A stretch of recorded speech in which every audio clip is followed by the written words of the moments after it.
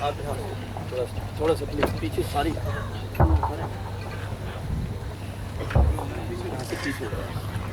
بالکل نہیں دکھائی کوئی فن نہیں ہے. ایک گزارش ہے جو حضرات ویڈیو استعمال کر رہے ہیں اپنے موبائل کے ذریعے سے، اس سے گزارش ہے وہ اگر ریکارڈ کرنا چاہتے ہیں ریکارڈ کر لیں، لیکن ویڈیوگرافی نہ کریں. مہربانی کر کے اپنے ویڈیوز کو آف کیجئے اور اپنے دل کے کانوں سے بات کو سنیے، غور سے بات کو سنیے اور ویڈیو کو مہربانی کر کے آف کر لیں. آپ ریکارڈ کر سکتے ہیں لیکن ویڈیو کو آف کر لیجیے.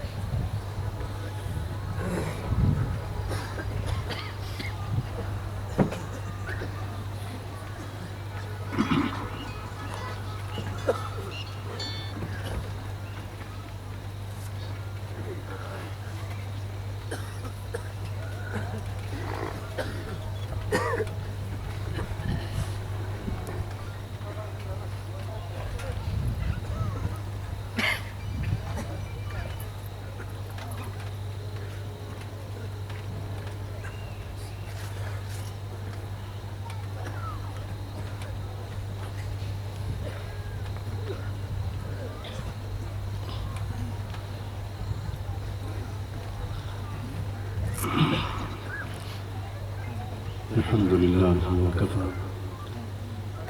وسلام على عباده الذين اصطفى. أما بعد، أعوذ بالله من الشيطان الرجيم. بسم الله الرحمن الرحيم.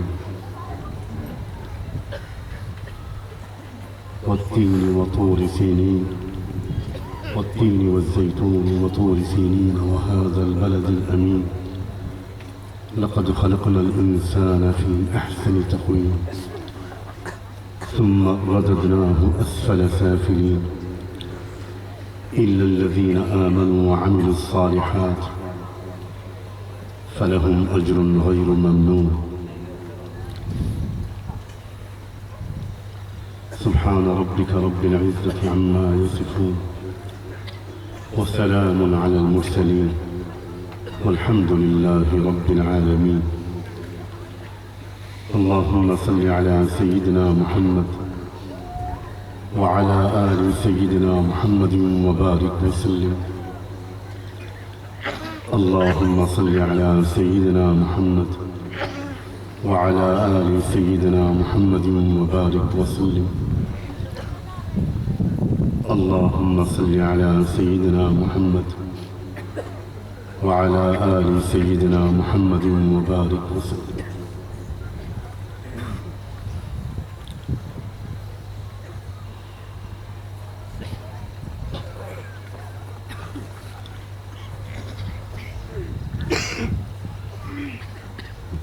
اس جلسے کا عنوان پیام انسانیت رکھا گیا ہے.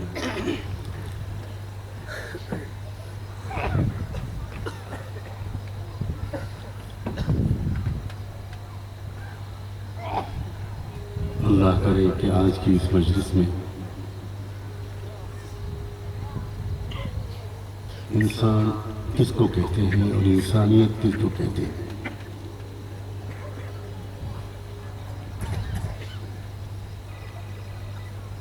اس کی کچھ تشریح کی توفیق مل جائے ایسی جس سے صرف ہماری معلومات میں اضافہ نہ ہو، بلکہ ہم سچ مچ انسان بننے کا فیصلہ کر کے یہاں سے اٹھیں اور انسان بن کر دنیا سے رخصت ہو۔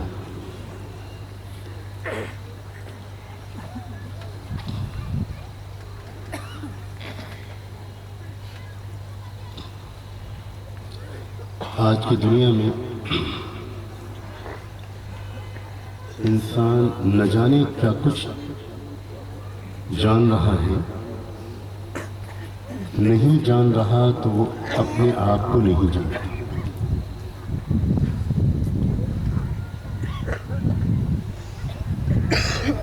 زمینوں کے اندر کیا چھپا ہوا ہے، پہاڑوں میں کیا چھپا ہوا ہے، سمندروں کی تہوں میں کیا کیا ہے، آسمانوں میں کیا ہے، ستاروں میں کیا ہے، ان ساری چیزوں پر انسان بہت ریسرچ کر رہا ہے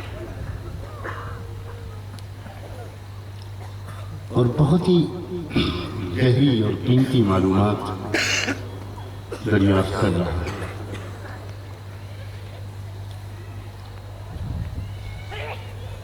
لیکن اپنے اندر جھانک کر دیکھنے کی انسان کو فرصت نہیں۔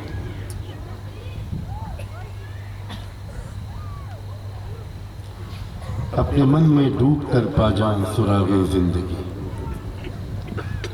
اپنے من میں ڈوب کر پا جا سراغ زندگی، تو اگر میرا نہیں بنتا نہ بن، اپنا تو بن۔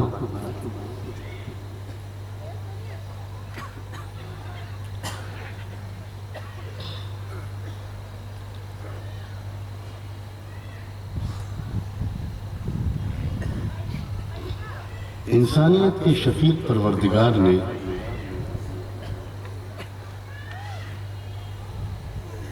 دو قسم کے علم اس دنیا میں رکھے۔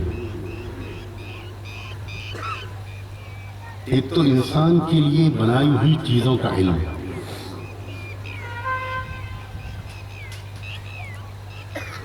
جو کچھ بھی بنایا ہے انسانوں کے پروردگار نے اپنے لیے کچھ نہیں بنایا، جو بنایا ہے انسانوں کے لیے بنایا۔ ایک علم وہ ہے جو ان چیزوں کا علم، ان چیزوں کی حقیقت، ان چیزوں کی افادیت، ان چیزوں کے فائدہ اٹھانے کا سلیقہ سکھاتا ہے جو انسانوں کے لیے انسانوں کے پروردگار نے بنائی۔ یہ سورج انسانوں کے پیدا کرنے والے نے انسان کے لیے بنایا ہے۔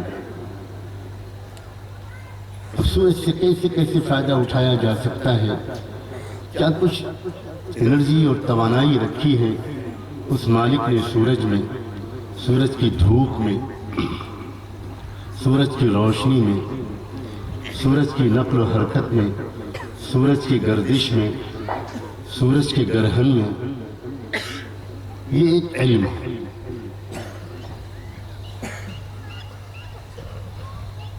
چاند جس کو انسانوں کے پیدا کرنے والے نے انسانوں کے لیے بنایا، اس میں کیا کیا راز چھپے ہوئے ہیں، کتنے ہزار لاکھوں قسم کے فائدے چاند میں انسانوں کے لیے، انسانوں کے پیدا کرنے والے نے رکھے ہیں۔ چاند کی گردش میں، چاند کے سفر میں، چاند کے طلوع و غروب میں کیا اثرات ہیں، یہ بھی ایک علم ہے۔ ستاروں میں، ہواؤں میں، پیڑ پودوں میں، پتوں پتیوں میں، پھلوں پھولوں میں، سبزیوں میں، غلوں میں، اناجوں میں، زمین کے اندر چھپی ہوئی معدنیات میں، منرلز میں، پیٹرول میں، گیس میں، زمین کے انتہہ میں جمے ہوئے پانی کے سوتوں میں کیا کیا تاثیرات ہیں، پتھروں کی کیا کیا تاثیریں ہیں، سونا اور چاندی میں، فاسفورس میں، پوٹیشیم میں، کیا کیا تاثیرات ہیں، سلفر میں کیا تاثیرات ہیں. یہ علوم وہ ہیں جو مفید ہیں، اور ان کو حاصل کرنا اگر صحیح مقصد سے ہو اور ان کا صحیح استعمال ہو تو اس سے انسانیت کو فائدہ پہنچتا ہے.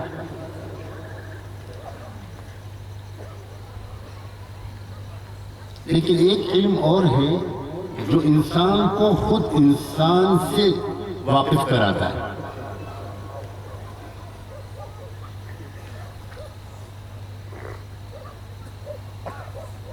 انبیاء علیہ السلام کے ذریعے انسانوں کے پیدا کرنے والے نے انسانوں کو یہ علم بھیجا.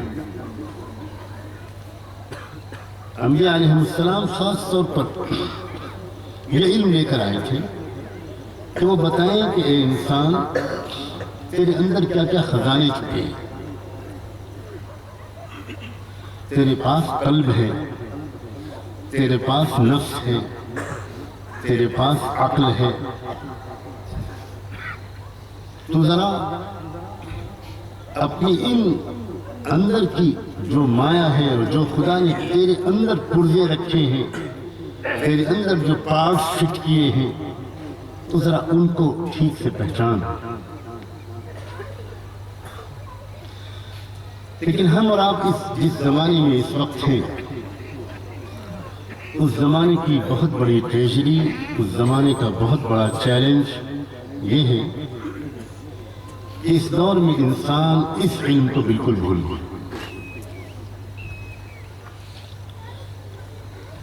70-80 سال کی عمر انسان اس دنیا میں گزار لیتا ہے، لیکن اس کو اپنے نفس کا پتہ نہیں ہوتا، اس کو اپنے دل کا پتہ نہیں ہوتا، اس کو اپنی روح کا پتہ نہیں ہوتا کیا کچھ اس کے اندر چھپا ہوا ہے. یہی وجہ ہے کہ جب انسان اپنی انسانیت والے اجزاء کو نہیں پہچانتا، جن چیزوں کی وجہ سے وہ انسان بنا، وہ انسان ہاتھ پیر کی وجہ سے نہیں بنا. ہاتھ پیر تو جانوروں کے پاس بھی ہے. وہ انسان بھوک اور پیاس کی وجہ سے انسان نہیں بنا. بھوک اور پیاس تو جانوروں کے پاس بھی ہوتی ہے. نر اور مادہ کی ہونے کی وجہ سے، مرد اور عورت کی وجہ سے انسان نہیں بنا. میل اور فیمیل، نر اور مادہ، یہ تو جانوروں اور پرندوں میں اور ہر مخلوق میں ہوتے ہیں. انسان تو انسان بنا ہے اس قلب کی وجہ سے جو دنیا میں کسی کے پاس نہیں ہے سوائے انسان. انسان تو انسان بنا ہے اس نفس کی وجہ سے جو دنیا میں کسی کے پاس نہیں ہے سوائے اس انسان. انسان بنا ہے عقل کی وجہ سے جو دنیا میں کسی مخلوق کے پاس نہیں ہے سوائے انسان. انسان بنا ہے اس روح کی وجہ سے جو صرف انسان کے پاس ہے اور دنیا میں کسی مخلوق کے پاس نہیں. یہ روح جو انسان کے پاس ہے یہ فرشتوں کے پاس بھی نہیں. یہ قلب جو انسان کے پاس ہے یہ جبریل امین کے پاس بھی نہیں. یہ نفس جو انسان کے پاس ہے یہ کسی نورانی سے نورانی مخلوق کے پاس نہیں. اور یہ عقل جو انسان کے پاس ہے یہ بھی کسی مخلوق کے پاس نہیں.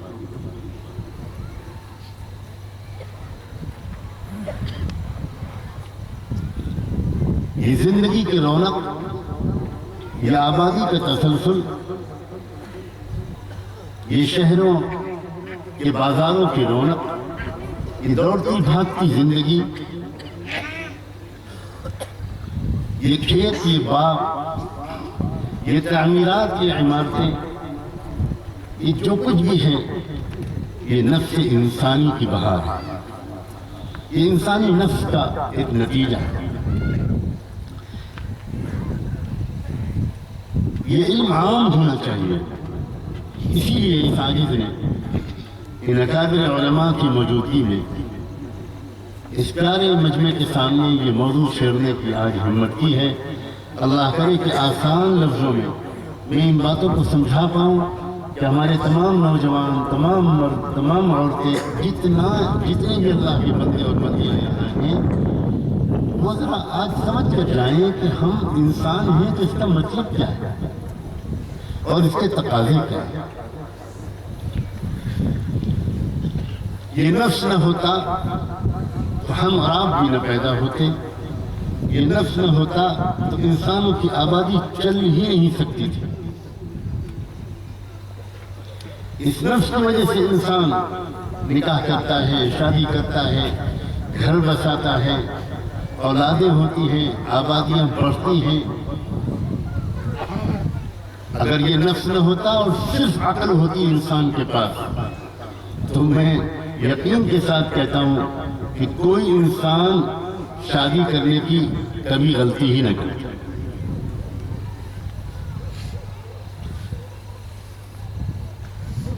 یہ نفس انسانی ہے جس کی وجہ سے انسان کے اندر خواہشات ہوتی ہیں، جذبات ہوتے ہیں، تمنائیں ہوتی ہیں۔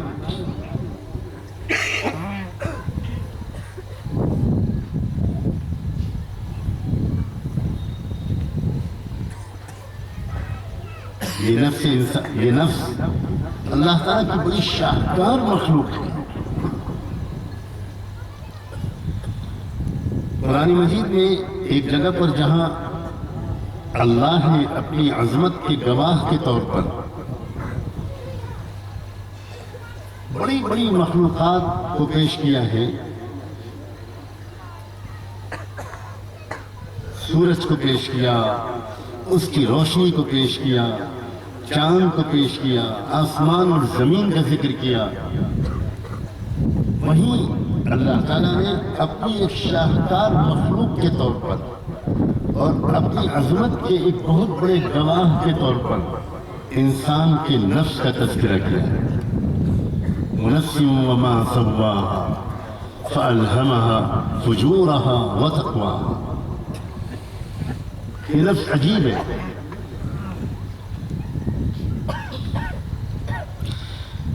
ایک طرف تو حالت یہ ہے کہ اسی نفس کے بہت سے فائدے ہیں، یہ زندگی کی رونق، یہ دنیاوی زندگی کی ترقی، یہ آبادی کا تسلسل، یہ خاندان، یہ بچے مسکراتے ہوئے گھر کے آنگن میں کھیلتے ہوئے بچے، سجی سجائی رخصت ہوتی ہوئی دلہن، یہ سب نفس انسانی کی بہار۔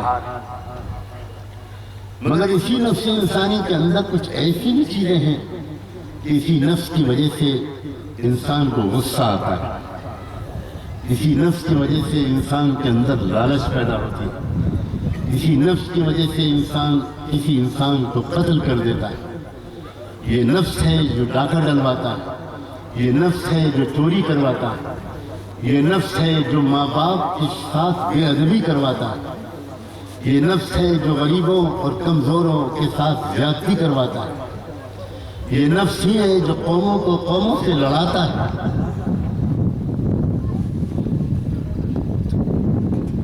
یہ ایک عجیب و غریب بات ہے کہ ہم میں سے ہر ایک کے اندر ایک ایسی چیز موجود ہے جس کے زبردست فائدے بھی ہیں اور جس کے بھیانک نقصانات بھی ہیں۔ اب جس انسان کو یہ خبر نہیں ہوگی کہ میرے اندر ایک ایسی چیز ہے جس کا اگر میں صحیح استعمال کر لوں، جس کو میں اپنے قابو میں کر لوں، جو مجھے اپنے قابو میں کرنے کے بجائے میں اس کو قابو میں کر لوں، کمانڈ اینڈ کنٹرول میرے نفس کے ہاتھ میں نہ ہو، کمانڈ اینڈ کنٹرول میرے ہاتھ میں ہو، میں اپنے نفس کو استعمال کروں عقل کے مطابق، دل کے تقاضوں کے مطابق، تو پھر یہ نفس سے زیادہ مفید کوئی چیز ہی نہیں ہے۔ یہی نفس ہے جو انسان کی ترقیوں کا سبب بنتا ہے۔ لَقَدْ خَلَقْنَا الْإِنسَانَ فِي أَحْسَنِ تَقْوِيمٍ۔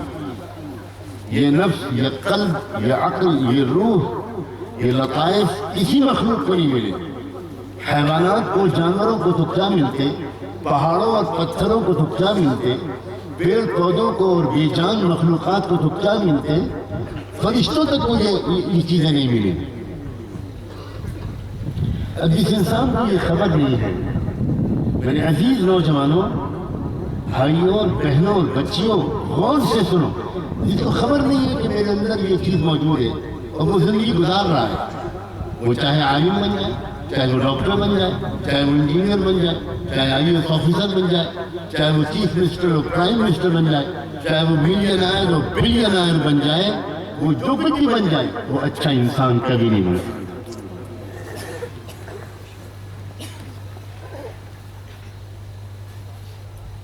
اچھا انسان بننے کے لیے یہ بالکل فنڈامنٹل چیز ہے، بنیادی چیز ہے کہ تمہارے اندر جو پارٹس ہیں، جو پرزے ہیں، ان کو تو سمجھو۔ تم سمجھو کہ تمہارے پاس ایک ایسا نفس ہے، اس نفس کو قابو میں کرو۔ کیسے قابو میں کریں؟ میں بہت آسان کر کے سمجھانا چاہ رہا ہوں۔ ہر نوجوان سے نوجوان لڑکا اور لڑکی یہ سمجھ سکے کہ میں یہ کر سکتا ہوں، بالکل کر سکتا ہوں۔ اے انسان، غور سے سن، تجھ کو تیرے پروردگار نے اکیلا نفس نہیں دیا، تیرے پروردگار نے نفس کے ساتھ تجھ کو عقل بھی دی۔ تم ایک کام کرنے کا طریقہ سیکھ لو اور عادت ڈال لو۔ جب بھی تمہارا کچھ کہہ دینے کا دل چاہے، کچھ بول دینے کا دل چاہے، کچھ کر ڈالنے کا دل چاہے، کسی چیز کو دیکھ لینے کا دل چاہے، کچھ سن لینے کا دل چاہے، کچھ کھا لینے اور پی لینے کا دل چاہے، ہاتھ پیر کچھ چلا دینے کا دل چاہے، تو اس وقت دل چاہے اس کو کرنے اور کہہ دینے سے پہلے ایک سیکنڈ کے لیے ذرا اپنے عقل سے پوچھ لیا کرو کہ یہ مجھے کرنا چاہیے، یہ میرے لیے مفید ہے، اس کا مجھے نقصان تو نہیں پہنچے گا، اس کا مجھ کو فائدہ پہنچے گا۔ دنیا میں عجیب بات یہ ہے کہ کوئی انسان چاہے وہ جتنے بڑے سے بڑے گناہ کرنے کا بدقسمتی سے عادی ہو گیا ہو، جھوٹ بولتا ہو، شراب پیتا ہو، لڑکیوں اور بچیوں کو گھورتا ہو، عزتوں کو لوٹتا ہو، کمزوروں کو دباتا ہو، اس سے کوئی پوچھے جس وقت وہ نارمل موڈ میں ہو کہ کیا یہ باتیں جو تم کرتے ہو یہ اچھی چیزیں ہیں، ذرا سوچ کے بتاؤ، تو زندگی بھر کا شراب پینے کا عادی بھی انسان اگر وہ اس وقت نشے میں نہیں ہے تو وہ یہی جواب دے گا کہ بھئی یہ چیز تو بہت خراب ہے، مگر میں کیا کروں، میری لت پڑ گئی ہے، عادت پڑ گئی ہے، چھوٹتی نہیں۔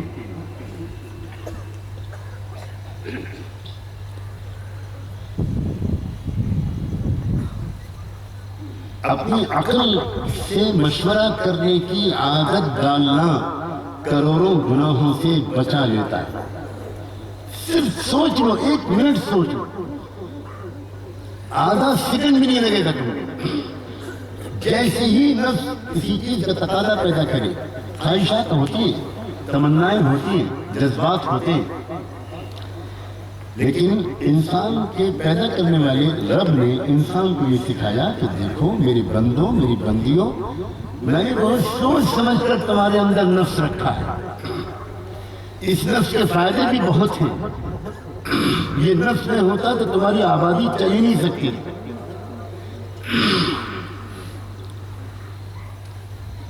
یہ نفس نہ ہوتا تو تمہارے بازار بند ہی رہتے، کوئی دکان ہی نہ کھولتا جب تک اس کے گھر میں فاقہ نہ آتا۔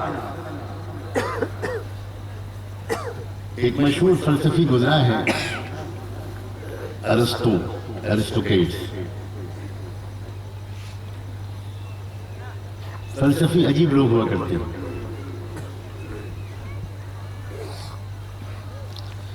وہ سوچتے تو خود بہت ہیں، کسی جاننے والے سے نہیں پوچھتے، اسی لیے چھوٹی چھوٹی چیزوں میں الجھے رہتے ہیں برسوں۔ حالانکہ انسان اگر جاننے والوں سے پوچھتے تو اس کے کئی سال برباد نہ ہو، ایک منٹ میں وہ بات معلوم ہو سکتی ہے۔ سوچنے لگا ایک دن ارسطو کہ یہ بات سب لوگ کہتے ہیں اور صحیح بھی لگتی ہے کہ ہر چیز میں کوئی نہ کوئی فائدہ ہے، تو یہ لالچ جو انسان کے اندر رکھی گئی ہے اس میں کیا فائدہ ہے؟ سوچتا رہا سمجھ ہی نہیں آیا، شک پیدا ہونے لگا کہ خدا آپ نے یہ لالچ انسانوں کے اندر نہ رکھی ہوتی تو اچھا تھا. یہ لالچ تو بہت لڑائی کروا رہی ہے. کیا فائدہ اس لالچ کا؟ کچھ سمجھ میں نہیں آتا. اسی سوچ میں کافی دن گزر گئے کہ اچانک اس کے گھر والوں نے اس سے کہا کہ بھائی کچھ ہوش ہے؟ کئی دن ہو گئے ہیں گھر میں جو پانی لانے والا سقا آتا تھا، پانی بھرتا تھا، کئی دن سے نہیں آیا، ایک بوند پانی گھر میں نہیں ہے. ذرا فکر کرو کیا بات ہے، کیوں نہیں آ رہا ہوں؟ تو اس نے کہا ٹھیک ہے، میں جاتا ہوں اس کے گھر، معلوم کرتا ہوں. عام طور سے بڑے لوگ اپنی بیویوں کی بات بہت مانتے ہیں. کسی کی مانے یا نہ مانے، وہ منسٹری کی ضرور مانتے. ڈھونڈتا ہوا بیچارہ فلسفی پہنچا اس سقے کے گھر. تو آرام سے بیٹھا ہوا حقہ پی رہا تھا. کیا ہوا بھائی، تم بہت کئی دن سے گھر میں پانی لے کر نہیں آئے، گھر میں بہت پریشانی ہے. تو وہ کہنے لگا حضور میرے پاس جتنے پیسے ہیں جب وہ ختم ہو جائیں گے تب میں آؤں گا، ابھی تو میرے پاس پیسے ہیں، اس لیے جب وہ ختم ہو جائیں گے تب آؤں گا. تو سر ہلایا ارسطو نے. تھوڑا تھوڑا سمجھ میں آیا کہ لالچ میں کتنا فائدہ ہے.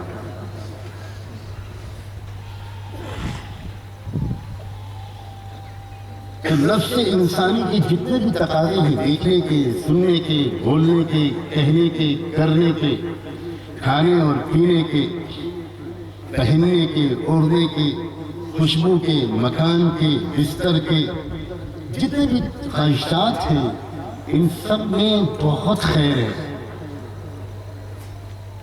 یہی نفس انسانی کے تقاضے ہیں جن کی وجہ سے کسان کھیتی کرتا ہے، غلہ پیدا ہوتا ہے، باغات میں پھل آتے ہیں، سبزیاں پیدا ہوتی ہیں، اور قسم قسم کی انسان کی ضروریات اور خواہشات کے لیے طرح طرح سے محنتیں خدا کے بندے کرتے ہیں.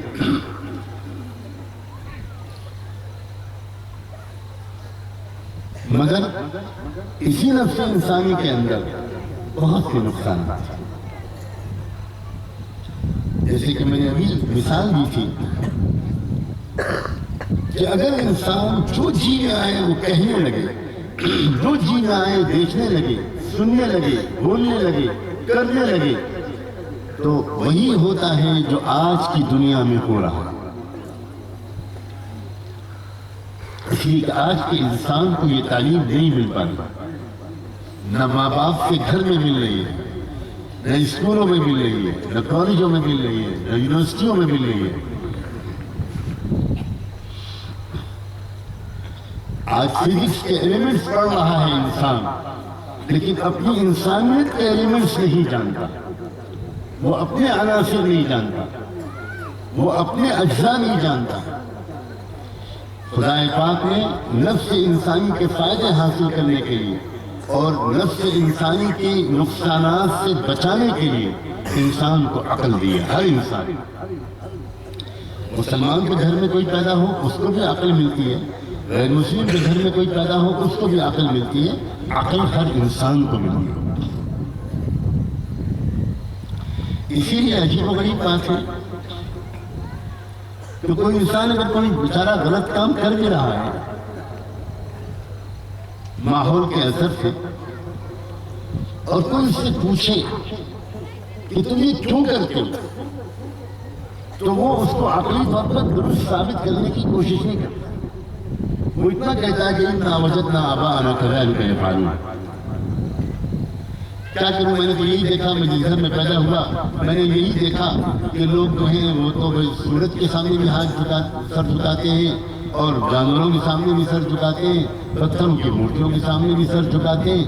میں نے تو یہی دیکھا ہے. تو جو میں نے دیکھا اپنے گھر میں، جو پرمپرا دیکھی، جو روایت دیکھی، جو ماتا پتا کو کرتا دیکھا، وہ میں کرتا ہوں. اور اسی لیے جب کوئی انسان ایسے کسی اپنے بھائی یا بہن کو سمجھانا چاہتا ہے تو اس کے سامنے عقلی سوال رکھتا ہے، اس سے پوچھتا ہے ارباب متفرقون خیر ام اللہ الواحد القہار، کیا بہت سارے خدا یہ اچھے ہیں یا ایک مالک اچھا ہے؟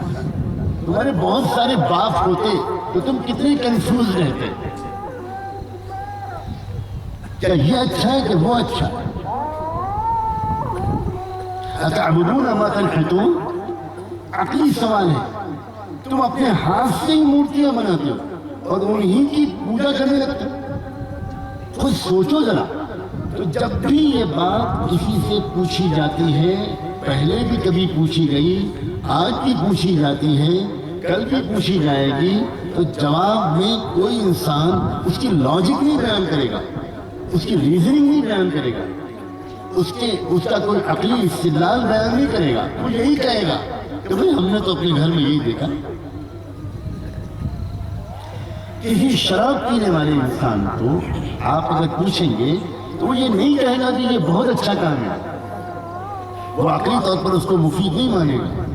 اس کا مطلب یہ ہوا کہ اگر ہم اور آپ صرف اتنی بات سیکھ لیں، صرف اتنی بات کی مشق کریں کہ جو خیال میرے دل میں آئے گا، جو کام کرنے کی خواہش میرے دل میں جاگے گی، یہ دیکھ لوں، وہ تصویر دیکھ لوں، موبائل سے میں میسج بھیج دوں، موبائل سے میں یہ فوٹو دیکھ لوں، انٹرنیٹ کو میں اس طرح استعمال کر لوں، اس میں اس طرح چیٹنگ کر لوں، بازار میں اس طرح چلنے والیوں کو اس طرح دیکھ لوں، میں یہ کھا لوں، میں وہ کھا لوں، میں رشوت لے لوں، یہ کر لوں، میں جھوٹ بول دوں، میں دھوکہ دے دوں، جو بھی خیال دل میں آئے فوراً اگر انسان سوچے، اس کی عادت اس کو پڑ جائے کہ کیا یہ مجھے کرنا چاہیے، یہ اچھا کام ہے، یہ شرافت والا کام ہے، اچھے انسان دنیا میں یہ کام کیا کرتے، فوراً اندر سے میسج آئے گا۔ گنہگار سے گنہگار انسان کی عقل بھی وہی میسج دے گی جو اللہ کے کسی ولی کے عقل میسج دے، وہی میسج آئے گا جواب میں کہ نہیں، یہ کام غلط ہے، یہ اچھا کام نہیں، یہ اچھے لوگوں کا کام نہیں، یہ شریفوں کا کام نہیں۔ ایک تو اس بات کی عادت ڈالیں، اور میں آخر میں کہنے کی کوشش کروں گا کہ یہ کیسے عادت پڑے کہ جو خیال بھی دل میں آئے اس کو عقل سے ضرور ریفر کریں، عقل کی طرف سوچیں، ضرور سوچنے کی عادت ڈال دیں گے تو آپ دیکھیں گے کہ روزانہ نہ جانے کتنے گناہوں سے چھٹکارا ملنا شروع ہو جائے، اور تھوڑے دن کے اندر دیکھتے ہی دیکھتے آپ کچھ حیران ہوں گے کہ پرانی بگڑی ہوئی عادتیں جو آپ نہیں چھوڑ پا رہے تھے وہ چھوڑنا آپ کے لیے آسان ہوگا۔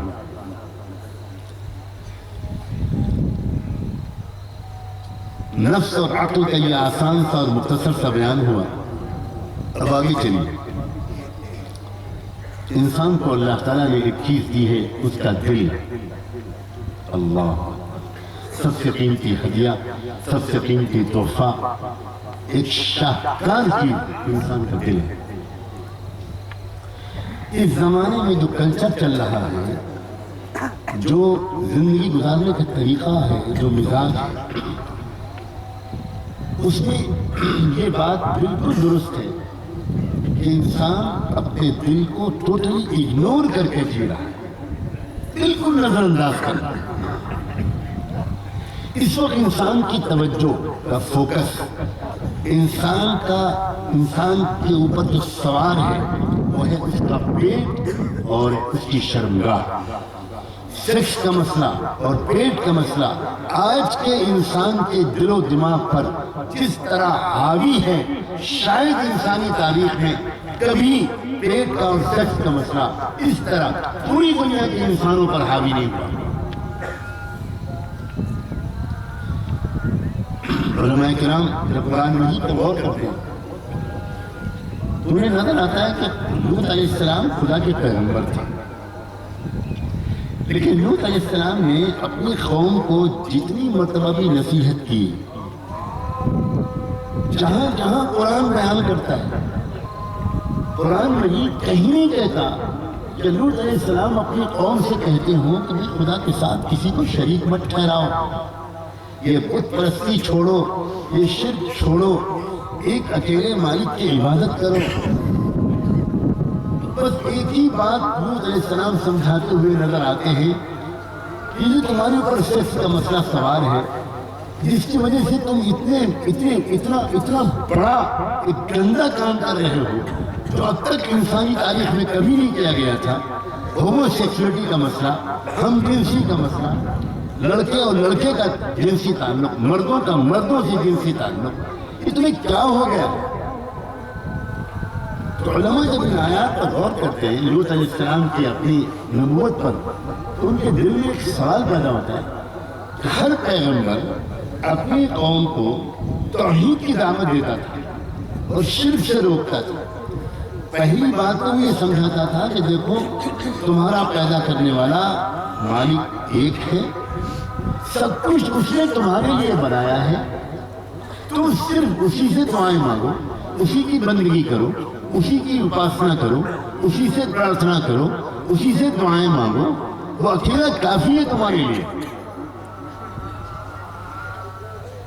ہر نبی پہلے اپنی قوم کو یہ بات سمجھاتا تھا، اس کے بعد اس کی قوم کے اندر اگر اور کوئی اخلاقی بیماری ہے، مثلا کرپشن ہے، ناپتول میں کمی کرنا ہے، کمزوروں کو دبانا ہے، ظلم کرنا ہے، اپنی فزیکل یا نیومرکل اسٹرینتھ کو غلط استعمال کرنا ہے، اپنی جسمانی طاقت کا غلط استعمال کرنا ہے، کمزوروں کی کمزوری کو اور غریبوں کی غربت کو ایکسپلائٹ کرنا ہے، بلیک میل کرنا ہے، تو وہ نبی توحید کی دعوت کے بعد اور شرک اور کفر سے روکنے کی کوشش کے بعد نمبر 2 پر اس اخلاقی کمزوری کو دور کرنے کی کوشش کرتے تھے۔ لیکن لوط علیہ السلام کے ہاں توحید کی دعوت ملتی ہی نہیں۔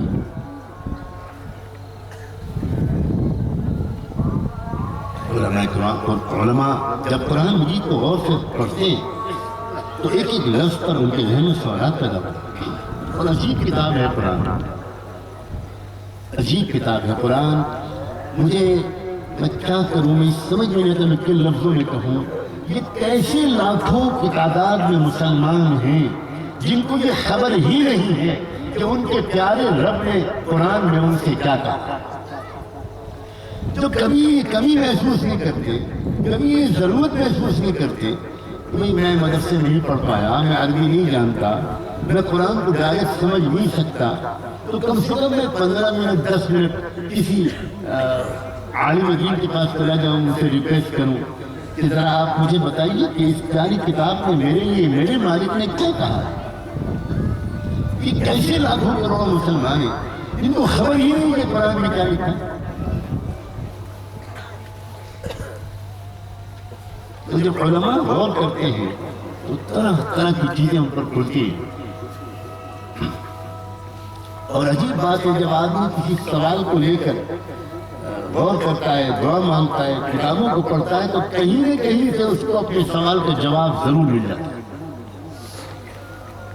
چنانچہ بعض علماء نے اس سوال کو ٹچ کیا اور اس کا جواب دیا اور یہ کہا کہ جس قوم کے دل پر سیکس اتنا سوار ہو کہ اس کی عورتیں اس کے سیکس کے خواہشات کو پورا کرنے کے لیے کافی نہ رہ گئی ہوں، اور وہ قوم مردوں اور مردوں کے ذریعے جنسی تعلق کے ذریعے سیکس کی خواہش کو پورا کرنے لگے، اس کے اوپر جس کے اوپر سیکس کا جن بھوت اس بری طرح سوار ہو، اس کے اندر کوئی بندگی کا عبادت کا ذوق ہی نہیں رہ جاتا، اس کا اندر یہ مسئلہ رہ جاتا ہے کہ وہ کسی کی عبادت کرے، کسی عبادت گاہ میں جائے، اس کا تو روحانی ذوق ختم ہو جاتا ہے۔ یقین مانیے آج کی دنیا میں اس بات کو سمجھنا آج کے دور میں آسان ہو گیا۔ آپ یورپ اور امریکہ میں جائیں، آپ مغربی ملکوں میں جائیں، اور اب تو ساری دنیا کے ملک ریس میں لگے ہوئے ہیں کہ وہ یہ ثابت کریں کہ ہم تم سے زیادہ ماڈرن ہیں، یعنی تم سے بڑے جانور ہیں۔ وہاں کہیں نہیں ملے گی آپ کو چرچ کے پاس بھیڑ، وہاں نہیں ملے گی آپ کو کسی عبادت گاہ کے پاس بھیڑ، وہاں کوئی جاتا ہی نہیں۔ ہر کچھ دن کے بعد چرچ بک رہے ہیں، اور چرچ اس لیے بک رہے ہیں کہ چرچ میں آنے والے جو آتے وہ ڈونیٹ کرتے تو چرچ چلتا، جب چرچ میں کوئی آ ہی نہیں رہا تو اس کا خرچہ کیسے چلایا جائے؟ لہٰذا ہر کچھ دن کے بعد وہاں چرچ بھیج دیے جاتے ہیں۔ ان کے اوپر تو سیکس کا ایسا بھوت سوار ہے، اور انہوں نے پوری دنیا کو ایجوکیشن سسٹم کے ذریعے، انفارمیشن ٹیکنالوجی کے ذریعے، فلموں کے ذریعے، موبائل ٹیکنالوجی کے ذریعے، انٹرنیٹ کے ذریعے پوری دنیا کے انسانوں پر سیکس کا ایسا بھوت سوار کر دیا ہے کہ آج کے اکثر دنیا کے اکثر انسان چلتے پھرتے اٹھتے بیٹھتے سوتے جاگتے کھاتے پیتے بس دو چیزوں کے بارے میں سوچتے ہیں، یا پیٹ کے بارے میں یا سیکس کے بارے میں۔ اگر پیٹ خالی ہے، آدمی غریب ہے، بہت پریشان ہے، مزدوری نہیں مل رہی مزدور کو، تو وہ پیٹ کے بارے میں بھی سوچتا ہے، ورنہ دو لقمے جہاں پیٹ میں گئے اور سارے خیالات سیکس کے بارے میں شروع ہو گئے۔ آج کا یہ کلچر، اگر اس کو کلچر کہنا درست ہو، آج کا جو ماحول ہے، ایسے ماحول میں دل بیچارے کو یاد کرنے والی دنیا میں کم ہوتے چلے گئے۔ حالانکہ زندگی گزارنے کا ایک بہت خوبصورت طریقہ ہے، بہت نوبل طریقہ ہے، ڈگنیفائڈ طریقہ ہے، بیوٹیفل طریقہ ہے، چارمنگ طریقہ ہے، پرکشش طریقہ ہے، اور وہ یہ کہ انسان کو اصل فکر اپنے دل کی ہو جائے۔ میرا دل کہتا ہے، میرے دل میں تکبر تو نہیں ہے، میرے دل میں حسد تو نہیں ہے، میرے دل میں کوئی چڑچڑا پن اور غصہ تو نہیں ہے، میرے دل میں کوئی خود غرضی کا مزاج تو نہیں ہے، میرے دل کا کیا حال ہے؟ میرا دل پاک صاف ہے، میرے دل میں ناجائز تمنائیں تو نہیں ہیں۔ ایک زندگی گزارنے کا وہ طریقہ ہے کہ پیارے لوگوں صلاۃ السلام بھیجو رحمت عالم صلی اللہ علیہ وآلہ وسلم پر۔ انہوں نے پوری انسانیت کو زندگی گزارنے کا ایک خوبصورت طریقہ سکھایا، وہ یہ کہ تم اپنے پیٹ کی ضروریات کا بھی خیال رکھنا اور تم اپنے سیکس کے تقاضوں کو بھی پورا کر لینا، مگر اس طرح کہ تمہارا دل خراب نہ ہو۔ دیکھنا، دل کا خیال رکھنا، دل بہت نازک چیز ہے۔ ایک ذرا سی غلط چیز دیکھو گے، ایک سیکنڈ سے بھی کم کے لیے دیکھو گے، اسی ایک سیکنڈ سے کم کے لیے کسی غلط چیز کو دیکھتے ہی تمہارے دل پر ایک دھبا لگ جائے گا، دل گندا ہو جائے گا، دل خراب ہو جائے گا۔ اپنے دل کو بچا کر رکھنا۔ اس دنیا میں زندگی گزارو، شادیاں کرو، کاروبار کرو، لوگوں سے ملو، خوشیوں اور غموں میں شریک ہو، رشتہ داروں کے ساتھ تعلقات کو نبھاؤ، ناقابل برداشت چیزوں کو برداشت کرو، اپنے ساتھ ہونے والی زیادتیوں کو معاف کر دو، لوگوں کے لیے دعائیں کرو، نفرت کے جواب محبت سے دو، یہ سب کرو تم، مگر اس طرح کہ تمہارا دل خراب ہو۔ ایک زندگی گزارنے کا ایک طریقہ ہے، ایک سلیقہ ہے کہ آدمی اس طرح زندگی گزارے کہ اس کا دل بالکل پاک صاف ہے۔ کیا خوبصورت طریقہ ہے، کیسا سکون ملتا ہے، پیس آف مائنڈ، دل بالکل خوش، اندر سے انسان مطمئن۔ اور جب انسان اپنے دل کو نظر انداز کرتا ہے، یاد رکھنا خوشی کا تعلق دل سے ہوتا ہے۔ آپ کبھی نہیں کہتے کہ آج میرا پیٹ بہت خوش ہے، آج میں نے بہت اچھی بریانی کھائی ہے۔ آپ کبھی نہیں کہتے کہ آج میرا دماغ بہت خوش ہے، آپ کبھی نہیں کہتے۔ آپ کبھی نہیں کہتے کہ آج میرا بدن بہت خوش ہے۔ خوشی کا تعلق دل سے۔ اور آج کا زمانے کا جو لائف اسٹائل ہے، میں جو سمجھانا چاہ رہا ہوں مردوں کو بھی اور عورتوں کو بھی، وہ یہ ہے کہ دل کو نظر انداز کر کے آج کا انسان جی رہا ہے، اور دل کو نظر انداز کرنے والا ایمان والا نہیں ہو سکتا۔ صرف کرتا پاجامہ ٹوپی پہن لینے سے کوئی مسلمان نہیں بنتا۔ ایک زندگی الگ ہے، ایک الگ زندگی گزارنے کا طریقہ ہے، بس دل کا خیال رکھنا بہت نازک چیز ہے۔ اس کائنات میں دل سے زیادہ سینسٹیو، ہائپر سینسٹیو اور کوئی چیز نہیں۔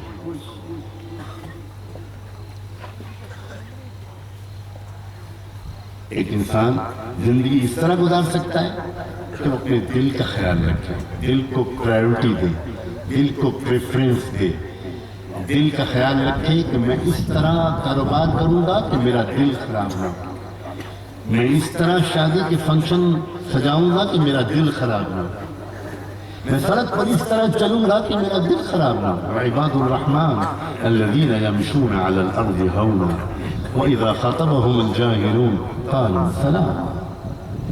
سڑک پر چلنے کا طریقہ سکھایا قرآن نے، راستے سے گزرنے کا طریقہ سکھایا قرآن نے، نہ سمجھ لوگوں سے ڈیل کرنے کا طریقہ سکھایا قرآن نے۔ گزرتے ہوئے کوئی تماشا ہو رہا ہے، کہیں پر کچھ ہو رہا ہے، کیسے گزرا جاؤ؟ اِذَا مَرُّوا بِاللَّغْوِ مَرُّوا كِرَامًا۔ قرآن نے طریقہ سکھایا، گھر میں داخل ہونے کا طریقہ قرآن نے سکھایا، داخل ہو تو سلام کر کے اجازت لے کر داخل ہو، اپنے گھر میں بھی سلام کر کے اطلاع دے کر اجازت لے کر داخل ہو۔ کیا خوبصورت طریقہ ہے، کتنا ترقی یافتہ، کتنا مہذب، کتنا سیولائز طریقہ ہے۔ کسی جانور کو اجازت لے کر گھر میں داخل ہوتے ہوئے دیکھا؟ اب آج کا انسان کس طرح گھر میں داخل ہوتا ہے اور اس کے کیا نتیجے نکل رہے ہیں ہم سب اپنی روزمرہ کی زندگی میں دیکھ رہے ہیں۔ یہ الگ بات ہے کہ ہم میں سے اکثر لوگ غور نہیں کرتے۔ تو ایک چیز یہ ہے، انسان کو اس انسان کے پیدا کرنے والے نے نفس، ہمیں یہ علم حاصل کرنا چاہیے۔ میں اس کی ترغیب دینا چاہتا ہوں، انکریج کرنا چاہتا ہوں کہ آپ جو چاہو پڑھو، جو چاہو کرو، لیکن آپ ذرا یہ تو سمجھو کہ آپ کے پاس ہے کیا؟ آپ کے پاس نفس ہے، آپ کے پاس عقل ہے، آپ کے پاس دل ہے۔ یہ دل عجیب ہے، یہ دل جب سمجھ جاتا ہے، یہ دل جب پاک صاف ہو جاتا ہے، اس دل سے غصہ نکل جاتا ہے، اس دل سے تکبر نکل جاتا ہے، جب اس دل سے اپنے کو بڑا سمجھنے کی بیماری نکل جاتی ہے، اس دل سے غرور نکل جاتا ہے، جب اس دل میں تواضع آ جاتا ہے، جب اس دل میں ایثار آ جاتا ہے، جب اس دل میں ہمدردی آ جاتا ہے، جب اس دل میں محبت آ جاتا ہے، جب اس دل میں اچھے اخلاق سج جاتا ہے، اس دل کو معاف کرنے کی عادت ہو جاتی ہے، تو ایسا انسان اپنی بیوی کے لیے بہترین شوہر ثابت ہوتا ہے، ایسی عورت اپنے شوہر کے لیے بہترین بیوی ثابت ہوتی ہے، ایسے لوگ اپنی اولادوں کے لیے بہترین ماں باپ ثابت ہوتے ہیں، ایسی اولادیں اپنے ماں باپ کی آنکھوں کی ٹھنڈک ثابت ہوتی ہے، ایسا انسان اپنے پڑوس والوں کے لیے ایک بہت بڑی نعمت ثابت ہوتا ہے، اس لیے اس کا دل اچھا ہے۔ پڑوسی مطمئن ہے، میرے پڑوس والوں کا دل اچھا ہے، میرے پڑوس والے جھانکیں گے نہیں میرے گھر میں، میرے پڑوس والے اپنے گھر کا کچرا میرے گھر کے سامنے نہیں ڈالیں گے، میرے پڑوس والے اپنے گھر کا استعمال کیا ہوا پانی کا ایک بوند بھی میرے گھر کے سامنے نہیں بہائیں گے، میرے پڑوس والے اپنے گھر کی دیوار کو اٹھاتے وقت اچھی طرح انکوائری کر لیں گے، تحقیق کر لیں گے کہ ان کی دیوار اگر اونچی اٹھ گئی تو میرے گھر کی ہوا اور روشنی کچھ کم تو نہیں ہو جائے گی۔ میرے پڑوس کے لوگوں کا دل اچھا ہے، اچھے دل والے لوگ یہ کر ہی نہیں سکتے کہ وہ خود کھائیں اور غریب کو بھوکا دے جائیں، کر ہی نہیں سکتے۔ یہ بے ایمانی، یہ کرپشن، یہ اسکیم، یہ لوٹ مار، یہ عزتوں کا لوٹنا، یہ زندگی کا مصیبت بن جانا۔ ایک بچی اسکول پڑھنے جاتی ہے، ماں باپ پریشان رہتے ہیں، جب تک وہ واپس نہیں آ جاتی طبیعت لگی رہتی ہے کہ پتہ نہیں میری بچی کا کیا حشر ہوگا۔ یہ اس لیے ہے کہ آج کے انسانوں نے اپنے دلوں کو نظر انداز کیا ہے، ان کا جو نفس کہتا ہے، جو ان کے جذبات کہتے ہیں، اگر پیٹ بھرے گا رشوت سے، اگر پیٹ بھرے گا دھوکہ دے کر، چیٹنگ کر کے، کرپشن کر کے، تو وہ پیٹ بھریں گے، الماری بھریں گے، بینک بیلنس بھریں گے، بینک اکاؤنٹ بھریں گے، یہ کریں گے وہ کریں گے۔ اس لیے تم کو اپنے دل کا بالکل خیال نہیں ہے کہ اس لقمے سے، اس روٹی سے، اس حرام لقمے سے میرے دل پر کیا گزرے گی، میرا دل اچھا ہوگا۔ یہ جو میں کھانا کھانے جا رہا ہوں، لوگوں اللہ کے بندوں، اللہ کرے کہ میں نے صحیح جگہ پر یہ موضوع چھیڑا ہوں۔ اتنی سمجھدار ہو جاتا ہے انسان اگر اپنی عقل کا خیال رکھتا ہے، اتنا میچور ہو جاتا ہے انسان اگر اپنے قلب کا خیال رکھتا ہے، کہ انسان کھانا کھاتے وقت یہ سوچتا ہے اس کھانے سے میرے دل پہ کیا کیفیت آئے گی. ہمارے والد ماجد رحمۃ اللہ علیہ سنایا کرتے تھے کہ ایک بار وہ جماعت لے کر نکلے ہوئے تھے اور اس میں بالکل ان پڑھ میوات کے کچھ لوگ تھے. اس میں ایک صاحب ہوا کرتے تھے میاں جی عبداللہ، جن کے میں نے بہت سے واقعات سنے. وہ کہا کرتے تھے کہ حضرت والی صاحب سناتے تھے کہ جماعت کے ساتھیوں نے کہا کہ حضرت ایک وقت کا کھانا کھاتے ہیں، رات کا کھانا میاں جی عبداللہ کبھی کھاتے ہی نہیں. چھپ جاتے ہیں، مسجد کے کسی کونے میں چلے جاتے ہیں، نفل نماز کی نیت لمبی باندھ لیتے ہیں، کھانا نہیں.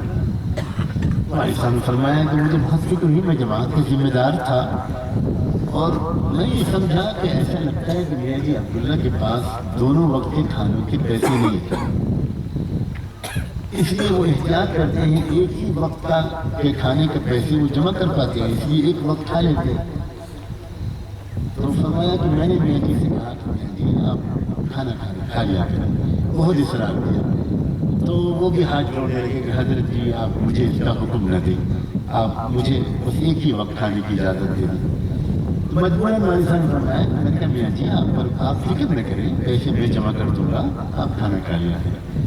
تو میاں جی جلدی سے اندر گئے اور اپنے رومال کے اندر جو پیسے رکھے تھے وہ لا کے دکھانے لگے کہ حضرت پیسے تو میرے پاس ہیں دونوں وقت کے کھانے کے، پیسوں کی کمی کی وجہ سے ایسا میں نہیں کر رہا ہوں.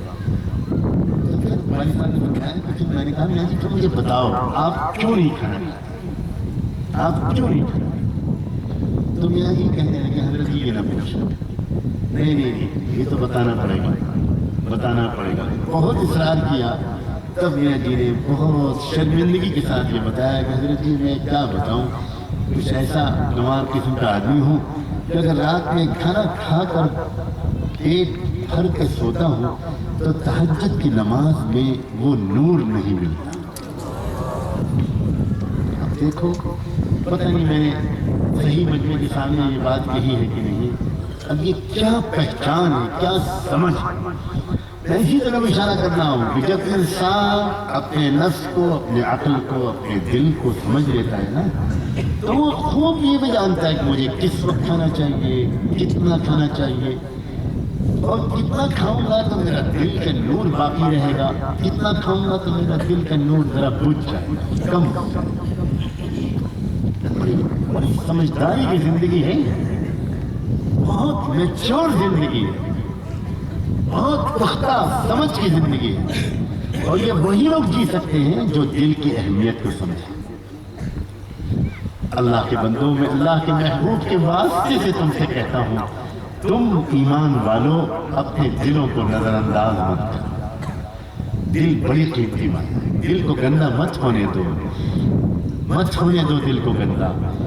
آنکھ غلط دیکھے گی دل گندا